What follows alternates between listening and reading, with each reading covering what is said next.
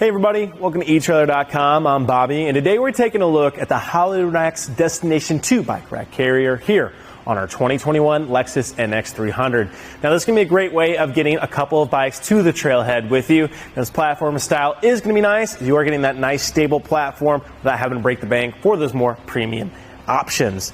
Now right away out of the gate though, we are going to have frame contacts. If you're looking away of getting carbon frame bikes to the trailhead with you, unfortunately this isn't going to be a great option. Probably going to have to start looking at some wheel mounts, platform racks if you are trying to get those guys there.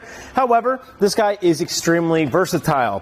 One thing I really like about it is that this kind of middle cradle here can rotate 360 degrees. So if you have a kind of a weird frame configuration on your bike, not going to have any trouble with this. So you can go diagonal, horizontal, or vertical for a host of different bike needs. I think that's what this guy really starts shining well with its adaptability.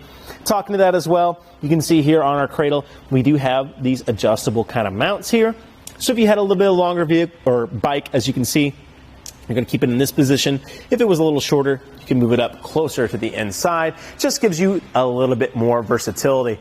With a 35-pound capacity per bike as well, we're not going to have any issue getting most of our standard and even up to some of our other mountain bikes up on this guy.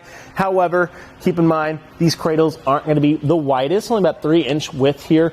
Have a nice little standard groove there, and these straps are not very tall, so unfortunately not going to be great for those fat tire bikes, as you can see. I do like that little hole there though. Makes it really easy to ratchet those down, especially if you are cold and wet and our hands are not wanting to pinch stuff.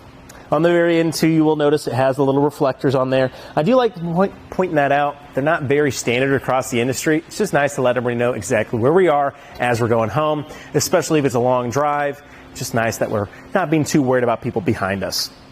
Well, to get the bike off doesn't take too much time at all. We just simply have to release our levers here. Pop those guys like that, and repeating the process on the other side, and that does leave us with one last hold on our middle frame there. One thing to take note too before we get this bike off, our backup camera is a little offset towards our driver's side. With this being so far away, don't think we're going to have too many issues, especially with only 2 bikes on here. Probably not a lot of our vision being blocked, which is going to be nice. Do like how we have a little space there. Always good to start seeing those peripherals. Well, that does bring us to our last hold here right in the middle. We just want to go ahead and make sure we do have a good hold on our bike. I kind of like using one thumb to press on that lever. Going to allow us to actually get this out while keeping our bike nice and secure to our vehicle. Now, I have had this in a little bit of a weird spot here. As you can see, our water bottle holder kind of in the way here. Probably should have set it just in a little different spot. But you can see a little bit of push, that lever having a hard time getting engaged, so we can spin it, then we can go ahead and kind of get it out of the way there. So keep in mind, that's the one thing with this guy, make sure you have a lot of room to actually press down that lever, just like so. There we go, and it is free. So our water bottle was a little bit in the way, so with that too, we could have set it a little lower, shifted our bike to the side, have a lot of versatility. So that's really on our user end there of having a little difficulty. We can go ahead and get the bike off now. Becomes very easy to set too. I like how these straps can be pushed to the side, and that way when we actually go to mount, we can pull them up when we are ready. A lot of times you have those fixed mounts, they kind of just hang in the way and they become a bother. So nice that we can go ahead and actually get them put away from us. Now unfortunately we don't have a tilt-away feature with this platform style. With that though, you would have to increase your kind of purchase cost way higher if you're looking for that kind of maneuver. However, we do have a quick way of just dropping down our mast to allow us to access our hatch. This little knob here just untightens down, exposing this lever. Give him a couple more here, and we can just pop this guy like so off to the side and allow this to come down. One thing I like to do too is just taking out one of these strips from our ratchet, running it through our mast, and that way, as I secure this down, you can see it's not going to be going anywhere, not going to have any issues with it in this configuration. Well, let's go ahead and take a look at our clearance really quick before we get this up. From the ground to the end of our wing here, at its lowest point, it's putting us right at 16 inches. With us being so close to our vehicle, I don't think we're going to have any issues with it at all. Just keep in mind, as those front wheels go up, the back will go down. So it's just something to be conscious of if you have any very steep terrain or doing a little off-roading. Well, let's go ahead and see how much length we're working with here on the back of our vehicle. From the rear of our bumper to the very end, putting us right at 25.5 inches. So definitely a little length to consider there. However, we do have a way of quickly shortening it down. On the inside here, we have just a little retaining clip. I'm gonna go ahead and remove that guy. And on the other end here, we have a little hand knob this turn.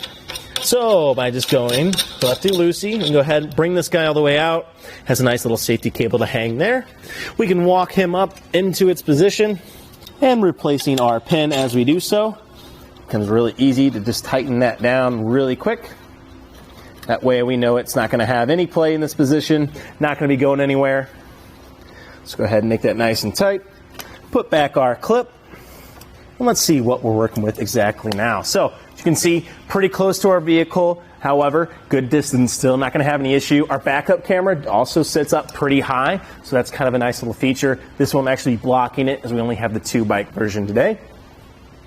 So awesome little feature there. And as you can see now, definitely shortened down a lot of that space. Let's go ahead and see exactly what we're working with here from the end of our wings, putting us right at 16.5 inches from the rear of our vehicle. Now, definitely shortened down a lot of that space. Not going to have any issue, I think, getting this in the garage, or at the very least, a lot more maneuverability for when we want to park it. So, great little option there. Let's go ahead and just take a quick look at our clearance here to the ground, just in this position, and at 14.5 inches. And with us being so close to our hitch, definitely nothing I'm going to be worried about. Moving our way to on this inch, you can see we have an 1.25 inch shank here today, but we do have a 2-inch sleeve converter here to allow us to utilize our 2-inch hitch. So that's what we have on here today. On the inside too, we do have a threaded anti-rattle hitch bolt. Now those are pretty standard across the industry, but you'll love to see them. So you can see I'm shaking this. It's shaking the entirety of the car. That means we're bringing it all to one system. That's going to make for a nice smooth ride for ourselves as we drive our bike rack, but especially our bikes as they sit there. Anytime you can reduce that jostle, really going to help to keep those bikes looking good. On the very end too, you'll notice we have a locking core that will be just locked there, and that way we know that we are going to be nice and secure onto our vehicle. So nice that we don't have that headache of worrying about our carrier being there.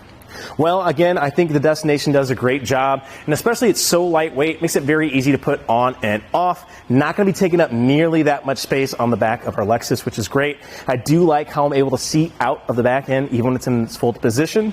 One thing I would like to note, though, the 2-bike version is great. If you are looking for more, though, there is a 4-bike version of the Destination.